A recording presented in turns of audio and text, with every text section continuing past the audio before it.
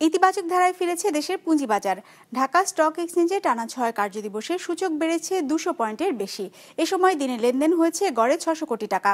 কমতে থাকা মূল্যস্ফীতি এবং বন্ড ও নীতি সুদহার কমার ইঙ্গিত পাওয়ায় বাজার ঘুরে দাঁড়াচ্ছে বলছেন খাত সংশ্লিষ্টরা।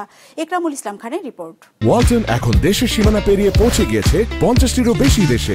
ওয়ালটন, ঘরে ঘরে বিশ্বজুড়ে। ধুঁকতে থাকা পুঁজিবাজারে আশার আলো দেখছেন বিনিয়োগকারীরা।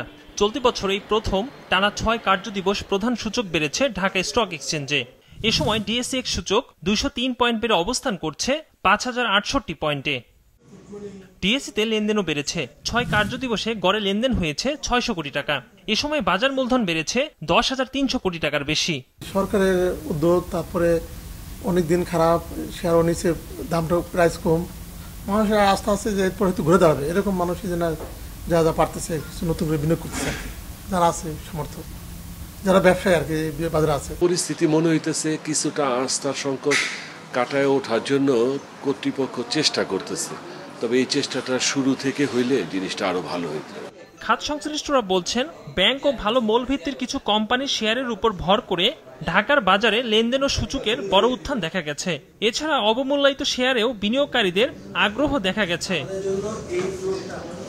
বিশ্লেষকরা বলছেন, মধ্যপ্রাচ্যে ইরান ইসরায়েল যুদ্ধবিরতি, দেশের নির্বাচন নিয়ে অনিশ্চয়তা দূর হওয়া, মূল্যস্ফীতি কমা, এর সাথে বন্ড ও নীতি সুদ হার কমানোর উদ্যোগ নেয় পুঁজিবাজার ইতিবাচক ধারায় ফিরেছে। ইলেকশন কেন্দ্রিক যে আনসার্টেনিটিটা ছিল এটাও কিন্তু অনেকটা দূর হয়ে গিয়েছে। অ্যাট দ্য সেম টাইম ইকোনমিতে কিছু ভালো নিউজ এসেছে। যেমন আমরা দেখেছি $6.5 বিলিয়ন মতো ফরেক্স রিজার্ভ আমাদের বেড়েছে, যদিও আকুর পেমেন্ট করার পরে এখন আমাদের $24.5 বিলিয়ন রিজার্ভ আছে। কিন্তু এটা যদি আপনি দেখেন গত 3 বছরে এই রিজার্ভটা কিন্তু highest. At the same time আমাদের ইনফ্লেশন কিন্তু ইন্টারেস্টিংলি কমে এসেছে 8.48%, যেটাও গত 27 মাসের সর্বনিম্ন ইনফ্লেশন।